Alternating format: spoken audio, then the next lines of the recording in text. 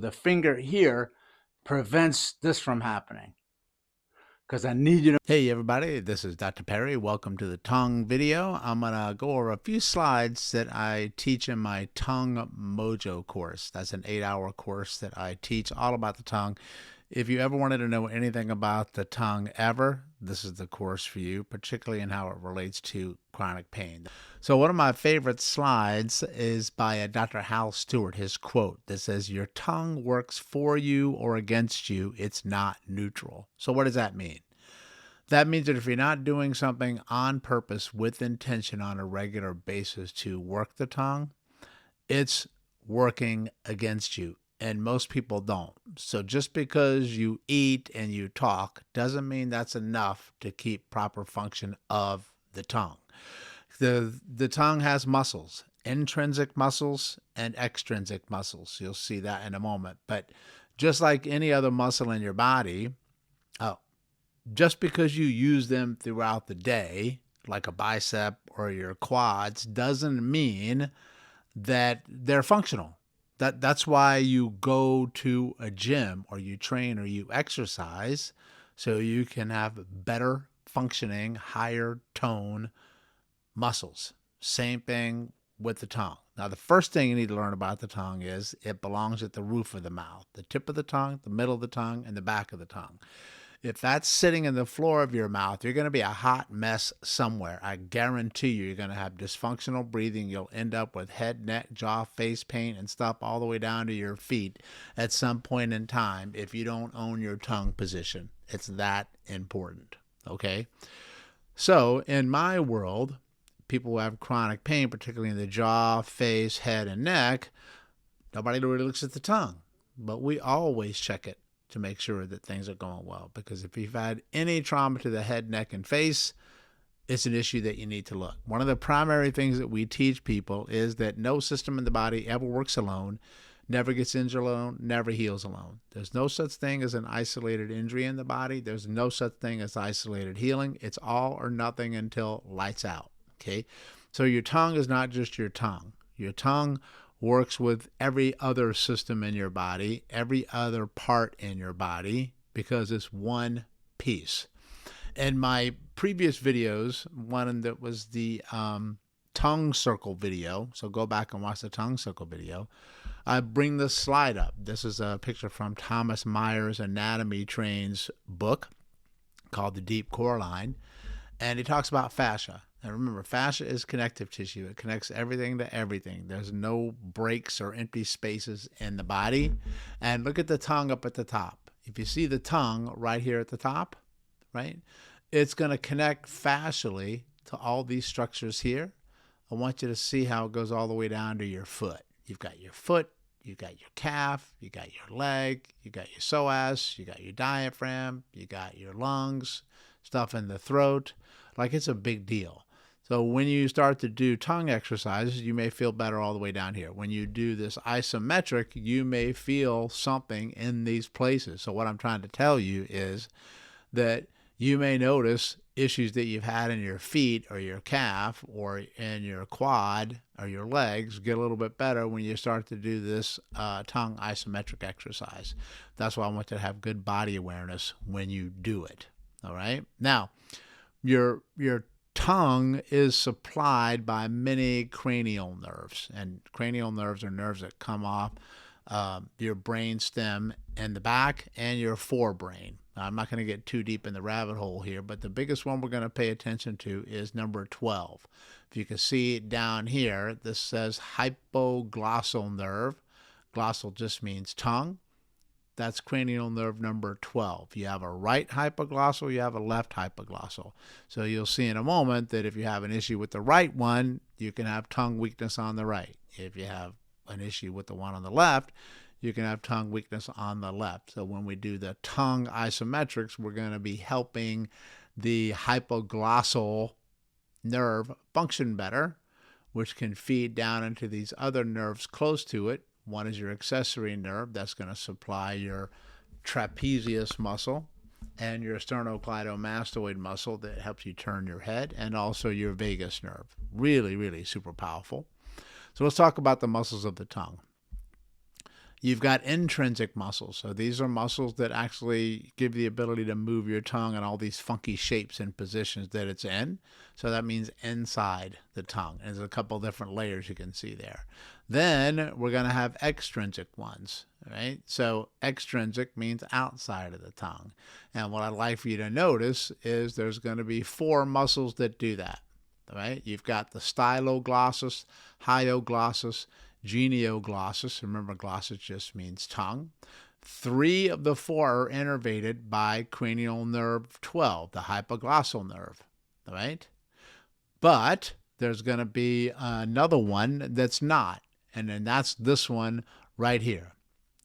This is the palatoglossus. The palatoglossus is innervated by the cranial nerve 10, the vagus nerve. So that's one of the reasons why if you keep your tongue to the roof of your mouth, front, middle, and back, you're going to actually really fire that vagus nerve and the hypoglossal nerve at the same time, so it can help you relax your entire body. All right? So we're going to really be working these muscles when we do this next exercise.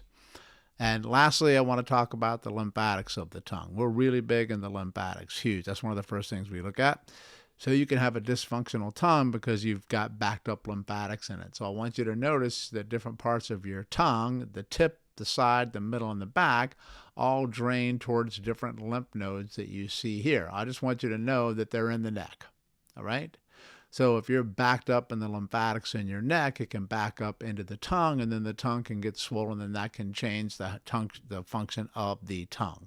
So that's why what I want you to do is go and look at our lymph videos. So you'll see a link to the Big 6 that'll help you clear the primary lymph blocks in the body, and then you'll go and look at the one where we show you how to do a neck lymph assessment, and you'll work up underneath in those places as well. And then you combine that with this isometric one, and you may notice a huge difference and a nice improvement in many different parts of your body. And that's what we're looking for. Okay, so let's not waste any time now. Let's get right on into the tongue isometric exercise, right side and left side. Here we go.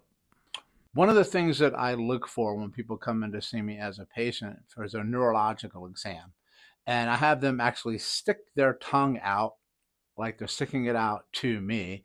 And I'm looking to see if it can go straight or if it deviates. So if I push the tongue out, does it turn more to the left? Does it turn more to the right? That's important to know. So because if I stick my tongue out and it's centered, that's going to be good function of the hypoglossal nerve on the left and on the right, which keeps it centered. Let's say I stick my tongue out and it deviates to the left, to the patient's left or your left. That indicates some type of dysfunction in the left side hypoglossal nerve. The same side that it deviates towards is the dysfunctional side. Because if that nerve works well, it should engage the muscle that keeps the tongue centered. So keep in mind, if you stick your tongue out and it deviates to the left, that's an indication of left-sided hypoglossal nerve issues. If you stick it out and it goes to the right, then that's a right side hypoglossal issue. And why this tongue isometric is going to be useful is because when we push against the tongue, which is pushing against the cheek, you're going to see if it's weakness to it, right? If it's weaker on the left or it's weaker on the right, does it fatigue faster on the left and fatigue faster on the right? Do you notice more tightness and tension in your neck and your jaw when you go to the left as opposed to the right? And that's really important information to know. So let's kind of give you this scenario. Let's say if I stick my tongue out and it deviates to the left, that's some left-sided weakness. So when we do this tongue isometric in a moment, where you push your tongue into the left cheek and your fingers will push against your tongue, I'm doing an isometric on the left side. That should feel weaker. And you'll feel like, holy cow, I can really push my tongue easier back towards the center on that side. And then you have to think like your body thinks. If the tongue muscles don't work well and you're trying to use the tongue, the brain goes to itself, well, holy cow, that's not working too good. What else can we use in place of it so Perry can do this movement? You'll over tighten the muscles of your jaw. You'll overuse the muscles in your neck. You may even overuse some of the rotation muscles further down below. So you're going to fatigue faster here. That's also the person who has typically most of their symptoms of jaw and neck and trap and arm on the side of the tongue weakness. And just like any other muscle in the body, if it's weak, how do you get it stronger? Well, you work it, just like a bicep, right? If you want to get bigger biceps and more tone in your bicep, you do more bicep curls. Well, this is exactly what you're going to be doing with the isometrics here on the tongue. Let me give you a few cues. You can do this lying down, you can do it seated, you can do it standing, but I like for you to do it at least seated because it's easier for your nervous system. These are way more challenging than they look. Don't have any pain when you do these at all. You have to make sure that one, you don't stop breathing. Okay, so don't stop breathing when you do this. That means you're doing it wrong if you can't breathe. We're going to do one side, then we're going to do the other side, and then we're going to compare. The way this works is now I'm going to have to demonstrate this, but I can't talk to you as I'm demonstrating it because my mouth is going to be closed. Your lips will be closed like this, but your teeth have to be apart because I've actually got to get my tongue out through the teeth to push against the cheek. Does that make sense? So the lips are closed, but the teeth are open so the tongue can come out. And I want you to push your tongue sideways that way to the left. So I'm going to my left side first. And then I'll put my left hand here.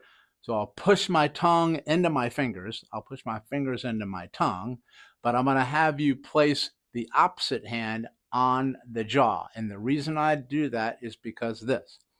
If you have a weakness in your tongue, many people will deviate the jaw.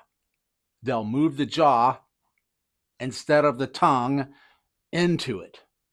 And then that's when you get TMJ issues. So the finger here prevents this from happening because I need you to make sure that your finger stays where it is. Because if it doesn't, that means that you're shifting your jaw here. So this is good to do in a mirror. Does that make sense? So this is a way to hold you accountable so you don't do compensations to make up for tongue weakness. So if I go to my left, I place a finger here, lips are closed, teeth are open, fingers on the side, push out, breathe, and keep pushing there and push in. And try to hold that for 5 to 10 seconds and notice what you feel in the mouth, in the tongue, in the neck, in the jaw, everywhere in the body. Now relax the tongue.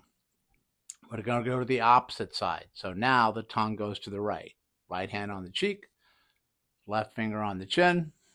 Go.